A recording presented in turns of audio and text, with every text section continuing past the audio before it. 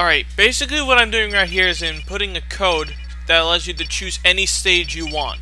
You set your lives to 7, continues to 4, Arthur to 2, and then you go to test sounds and play the teleport sound. And there you go. That's how you get it. Alright, I'm gonna set all my lives and continues in Arthur to maximum. Alright, this right here, I just cut out all the level selecting. This is actually early on in the game, but I decided to show this version of the level. See, near the beginning you gotta do this, but it's with ninjas instead. Anyways, this is basically a rope balancing stage. And it's basically like the other side scrollers, except you're on a rope and you tend to fall down a lot. Alright. I also want to show you this. This is where they finally introduce all the ninjas, the green ones, the white ones, and everything. I'm just going to show you just a little bit of it, alright? I'm not going to show you the green ninjas because this is just way too repetitive for me to keep going on and showing you that.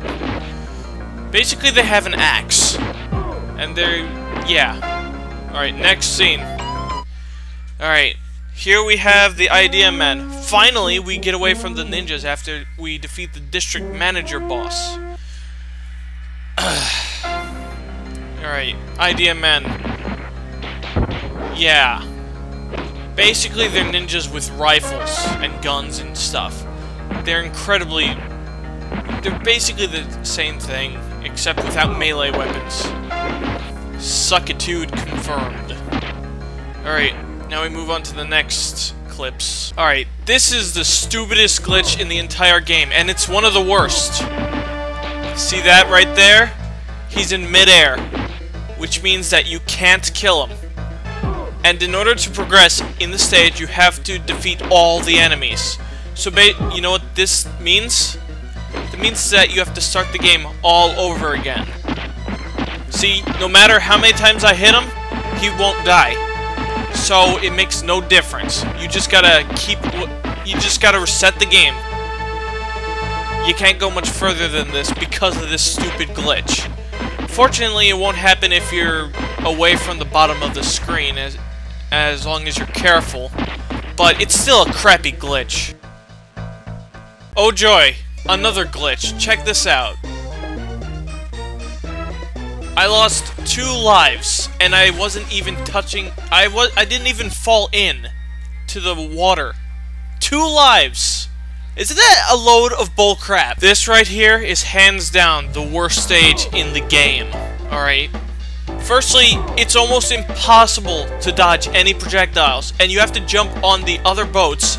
Your timing has to be perfect for this. And it's ridiculous! You can't even tell when you're going to land, unless if you take the time to master the jumping and timing like I did. Aside from that, you don't expect to get far in this level without losing a crap load of lives. I mean, I lost loads of lives on this stage, and I know how to do this. Oh joy, more new enemies, and this time they're clowns. Didn't clowns, like, give you nightmares when you were a kid? I mean, I'm sure many people have, but... well, I didn't, but either way, they're clowns. They're the only good enemy within the whole game.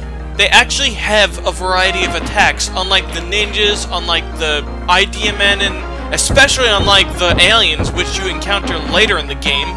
I mean, there's only 2 types of aliens, and they have only 1 attack each. Now this was really annoying. When they group up on you, they really know how to kick your ass. And watch out for when they toot those horns. You can't move. Alright, moving on to the next thing. I haven't shown you all the clowns yet, but who gives a crap? I decided to show you the aliens. These are basically your aliens. The only attack they have are projectiles. That's it. Yeah, I kicked his ass right off the cliff.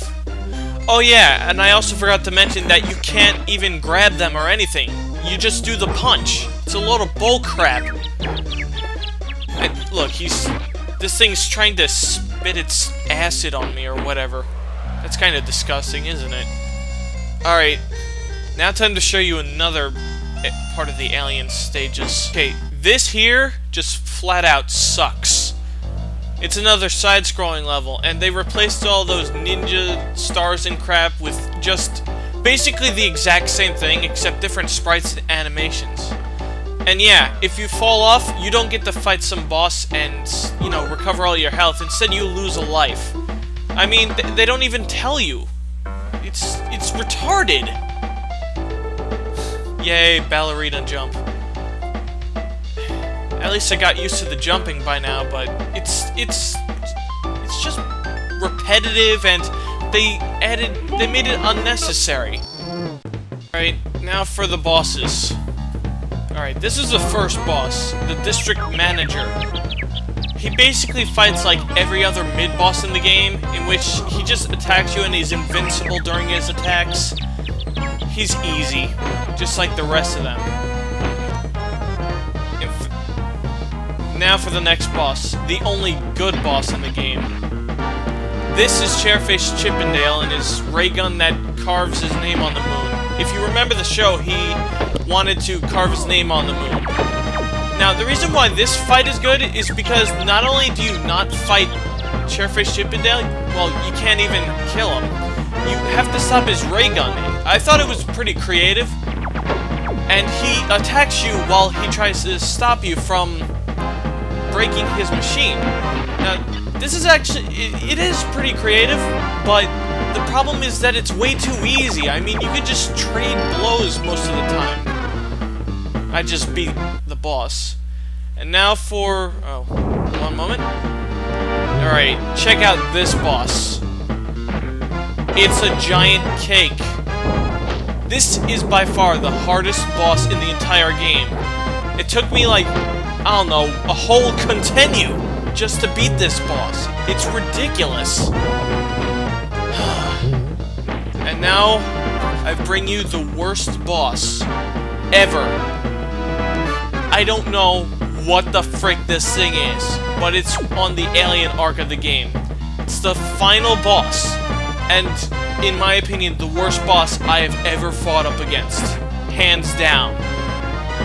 Basically, you fight its tentacle things when they're down, and you dodge the lightning bolts. It's so retarded, and it's also hard. You have to be really patient, or else you're gonna get hit, and the tentacles deal considerable damage, and they will hit you pretty often if you're not careful. And I guess I'll just show you the rest of this fight, and the ending. The tentacles are just way too fast. You'll have to jump out of the way if you plan to dodge them properly. Alright, there we go. And look, that's how the boss dies. He just spazzes out with his eyes. And this is the ending. That's it. That's all you get. Just that, and the credits. After all the suffering you go through, beating this game, this is all you get. No special reward, just a boring ending. It's not worth it, guys. It really isn't. Don't ever touch this game. It's the worst beat-em-up game I have ever played. I'm serious. Just don't bother with it. You'll thank me when you are not playing it. Anyways, I guess that's all I gotta say about the game. Marky Joe 1990 signing out.